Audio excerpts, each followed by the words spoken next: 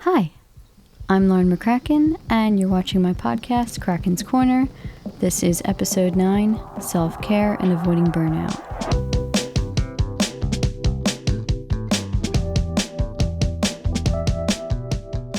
So, last week I said I'd like to make this episode a bit more lighthearted, which overall it is, but unfortunately I have to open it with some really tough news. Unfortunately, my nanny passed this week. She was dealing with a lot of very serious health problems, and she was in a lot of pain. So we aren't too surprised that it happened. We were expecting it for quite a while, but it's still really hard to deal with, especially this year after losing my other grandmother, a few months ago, and my amazing aunt Colleen, who I'd mentioned previously. I think it's really taking a huge emotional toll on me and my family at this point. So I just ask that you keep us in your thoughts and prayers and send all of your good vibes and everything out our way, because I know it's going to be really hard this week, saying goodbye to her. Though in the future I'd like to talk about her and how wonderful and funny and spirited and sweet she was. This is the last thing that she gave me. It's a little elephant necklace. She loved elephants. They were her favorite animal. She had amassed this massive collection over the years of little tiny elephants, and she always thought they were really cool animals. So I try to think of her every time I see them and smile and remember all the good memories that I have with her. And I'm really grateful that I did get to have so much time with my grandmom, because I'm 31. When I was a kid, I didn't realize exactly that I would have the chance to have so many of my grandparents around for this long. So I'm grateful for that much. But yeah, I'm really primarily just concerned now with my grandfather, who's obviously missing her very much, and my mom's family, her sisters, my cousins and aunts, everybody, all of us. It's going to be tough, so just keep us in your thoughts. So moving on. So this week we're going to focus on self-care, because I think that's something that's extremely important and often overlooked. So I actually had 2 different quotes about this that I found. Don't take your health for granted. Don't take your body for granted. Do something today that communicates to your body that you desire to take care of it. Tomorrow is not promised. And that was from Jada Pinkett Smith. And the next one is, when you recover or discover something that nourishes your soul and brings joy, care enough about yourself to make room for it in your life. And that was Dr. Jean Shinoda Bolin. Both of these insightful women are giving us sound guidance on both the need for self-care and the insistence on us making it a priority within our own lives. I do feel like the whole concept of self-care isn't really taken seriously in our day and age. Our lives here, at least in a very Western kind of culture, seem so focused on achievement and grinding our way to the top, and like being proud that you're so exhausted that you don't get enough sleep, kind of a thing, that mentality. Working hard is good, don't get me wrong, but we still need to know when we're at our limits and try to create some time and space to take a step back and maintain our own well-being in every way possible, emotionally, physically, and spiritually. Really learning to make your own health a priority can be very difficult, and it can almost feel selfish, but it's absolutely critical, and it's impossible to keep moving forward and being productive if you don't do that. So I think it's something you really have to address. So there was kind of a song that I had in mind when I was thinking about this topic. And you could view it from a few different angles, but the first one that kind of came to my mind when I heard it was from the perspective of someone speaking to their own inner child in a manner that would be caring and loving and gentle and kind. The song is called No One's Gonna Hurt You by James Iha of Smashing Pumpkins fame. He's amazing as a songwriter, as an artist, as a musician in general, someone I greatly admire. I've always loved the song, but when I put it through that lens of an adult speaking to their inner child, especially someone who's been through a lot, as many of us have in this life, it's such a beautiful song. It's already so beautiful just at face value. It's like a blissful, gentle, and benevolent song, weaving this image of a protector who treasures this subject that they're speaking about. So obviously for copyright reasons, I can't sing the song, but I can talk about the lyrics a little bit. No one's gonna hurt you, not anymore. Ever since I've met you, I've come to adore you. And I know they've hurt you, bruised and sore. No one's gonna hurt you, not anymore. And I want to love you, a nightingale that longs to sleep and sound. The whole song is amazing, and it's so beautifully sung and produced and mixed. I can't recommend it enough. It often feels easier or more natural for us, I think, as people, to be compassionate to our pets and often to children, like our own children or nieces and nephews, people like that in our lives. It just feels easier to be kind and compassionate to them for some reason than we are to ourselves. But I think we should really become aware of the way that we speak to them and try to adapt that into the way we speak to ourselves. Because we were all children once too, and we all kind of need to be nurtured.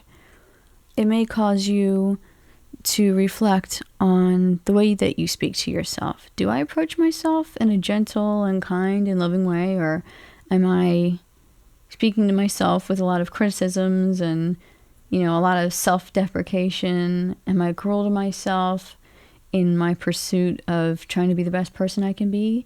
And can I change that? Because I think that we can change that if we're mindful about it.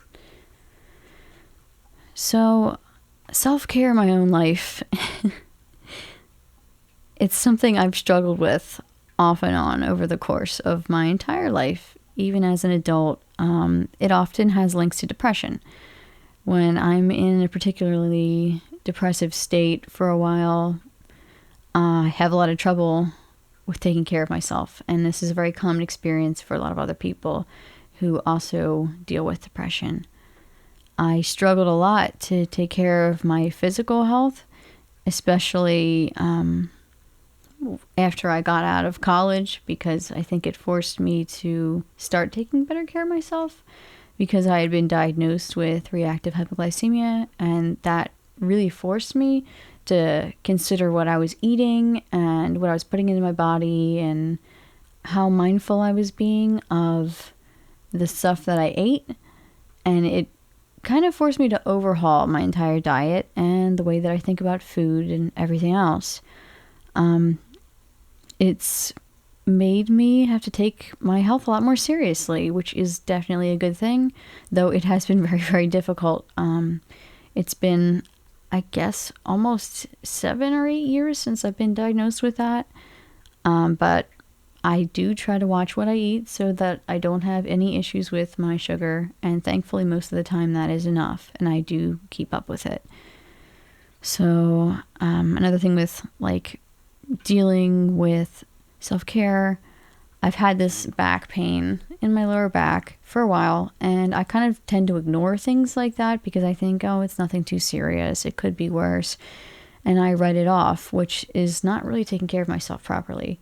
Thankfully, my husband takes things like that more seriously, and he called me out on it and was like, no, that's it, I'm making you an appointment. So I recently went to a spinal doctor, and yeah, he diagnosed me with some chronic pain in my lower back, and I am taking action now to seek out treatment from an awesome physical therapist and try to work on that, because especially at my age and my condition, they believe it's something that hopefully can be corrected with some exercise and core strengthening kind of stuff. But it's a good example of something that, when your body's telling you something's wrong, you should probably pay attention to it and try to take it seriously and do something to fix it. I take medicine for my anxiety and for my stomach, really because I have to in order to take care of myself. And I've started to accept that now as I get a bit older. I generally avoid medication if I can, but some things you can't, and that's okay. Just find the right medication for you and try to stick with it, because your life matters and you shouldn't have to suffer for no reason. It's just not good for you or anyone else. So I think one thing that I have tried to make more of a priority in my life, slowly but surely, as I've gotten a bit older too, is trying to make some time, ideally every day, but at least a few times a week, to pray and meditate, just for my mental and physical health, as well as my spiritual health, because they really all connect. Especially when times are difficult, like they are right now with my family, and for myself, just so I can acknowledge when I'm having a hard time and try to ask for strength. And, for me, through my framework of religion and belief, I ask, the saints in my family that aren't with me anymore in heaven to pray for me, so that hopefully things will get a little bit better, because I'm having a hard time on earth. And they do really help you out, at least in my experience. Even if it's something small, it's comforting when you're having a tough time to feel like there's more to life than what meets the eye. One aspect of self-care that we have started to take more seriously as we get older, Andy and I are more keen on planning out our vacations, which are probably the most fun way to find self-care and spend time with your loved ones, whether it's your friends or your family. But it's something we always look forward to, even if it's a small trip. Like we're planning a trip hopefully soon up the mountains with some good friends, and that's something for us to look forward to and take a break out in nature, get outside a bit more, go on the lake, go swimming, might do some fishing, something like that. It's good for your soul, I think, to get out there. So I have a few ideas for implementing greater self-care in some specific areas. The first being physical self-care. These may be very obvious to you, or things you already do, and that's great if you do them. If not, it's a good reminder. Getting enough sleep each night. I know this can be very hard to do, but if you can manage it and make time to make that a priority, then absolutely go for it. Make sure you stay hydrated throughout the whole day. Trying to eat regularly throughout the day with meals and snacks that have some kind of nutritional value. So hopefully it's good for your body. Taking a nice relaxing shower or bath every day to stay clean and try to decompress. I look forward to my shower every day, especially after like a really crazy day at work or just with life in general. It helps me just collect my thoughts and feel more at ease at the end of the day. I would say dress in clothing also that will suit the weather, so that you're not always freezing cold or like way too hot. Just little things like that are really important.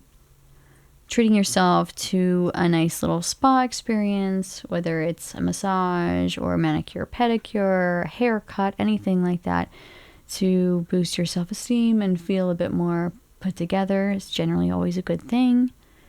Paying attention to when you don't feel well and taking it seriously and actually seeking out medical attention when you need it, because a lot of people I know don't really pay attention to that stuff. They write it off and think it's no big deal, when really, it may not be anything serious, but you should still take care of yourself and listen to that message that your body's trying to send to you. Getting outside to exercise, which is like the hardest thing for me to voluntarily do. But I'm trying to work on it. So I feel like the best way to do that is to find an activity that you actually enjoy, so that it doesn't feel like you're just punishing yourself if you're someone who's kind of lazy like I am.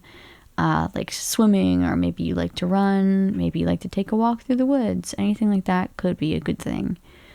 It's also good for your mental health to get outside too, so it kind of hits both targets there. So for mental self-care, I'd say learning to say no to others when you need time to yourself or to recharge is extremely important, and that's probably the first thing to keep in mind. Consuming media that brings you joy and helps you to decompress is awesome. Whether it's like watching your favorite TV shows or YouTubers, or listening to podcasts or watching movies, things that make you laugh and help you relax and feel more centered are always good. Spending time with pets and animals. My cat always lifts my mood, whether he's being really sweet and cuddling with me, or he's making me laugh really hard because he's funny and charming. I always recommend people get out and spend some time with animals if they don't have any in their home, whether it's going to a zoo or a rescue, or seeing your friends and family that have really sweet little animals that want to interact with you. That's always a good thing, and it always seems to raise your spirit up. Finding a small act of kindness you can do to help someone else. For some reason, that always makes me feel better. It sounds kind of selfish, but it's just the truth. Making time to enjoy the company of your favorite people. Making time with your family if you have a really close family or people in it that you really love. With your friends, and getting out into the world and making new friends if you want to add on to that. Express your feelings of all kinds, really, in a journal. Or you could get something a little novel. Like I had this funny idea that I gave to a friend of mine that was a little like piggy bank. I said it was going to be his secret pig. I told him to write like messages, like his secrets in there. Because the pig had a really funny expression on its face. Just like as like an exercise, like a therapeutic idea. I thought that'd be kind of funny, It's like a novel way to get your feelings out. And I don't know if he'll ever actually use it that way, but at least it gave him a good laugh. I would say allow yourself to live uncensored in private and be silly. Like, I can be a really self-conscious person, but at least when I'm home with my husband, or even with like my parents, I feel like I can kind of just decompress and be goofy and, be more spontaneous, because I feel like I'm able to do that and not be judged and just enjoy myself a bit more. So spiritual self-care, this is a lot shorter because I feel like it's more complex and I'm not as qualified to talk about this stuff. Take time out of your day to pray and put your intentions out into the world in whatever way you believe in or would like to. Even if it's just a thought, even if you don't believe in God or anything like that, just to be like, today I really want to do this, and sometimes just saying it out loud is enough to help motivate you to actually get things done, which is awesome. Go to confession if you can, whether that means to a priest or just to a friend. Just having someone to talk to about the things that are weighing on your heart is always a good thing, and I've found it to be extremely helpful in my life. Meditate, all across the board. I think that's good for everyone, and I can't recommend it enough. And also, be honest with yourself and evaluate how you're living out your values and beliefs. Where are you struggling, and where are you growing or succeeding? Any type of a spiritual advisor would be really helpful in this sense, but really, you can do this yourself as well, and just consider, like, what do I really believe in at my core, and am I living out those values? How good of a job am I actually doing? How can I improve myself? Because self-improvement is a journey. It's not a destination. It's something you're going to do your whole life. At least that's what I believe we should all do. So just in summarization, I want to thank everybody for being here and listening to the podcast. I can't believe this is the 9th episode. It kind of blows my mind a little bit. We're about to hit the double digits soon, so that's pretty cool.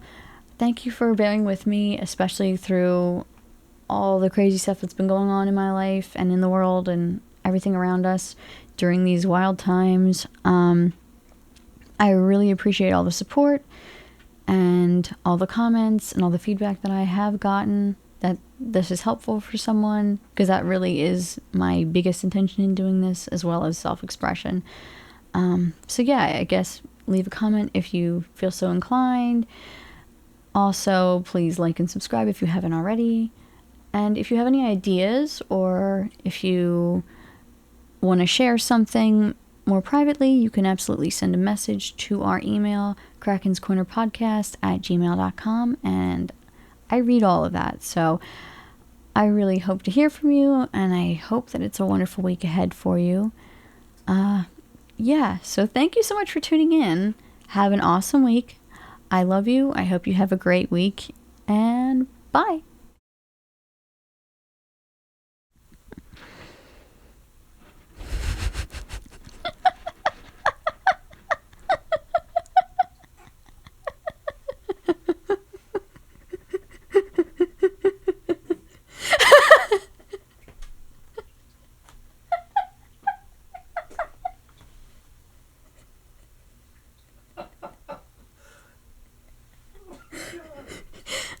Poor guy.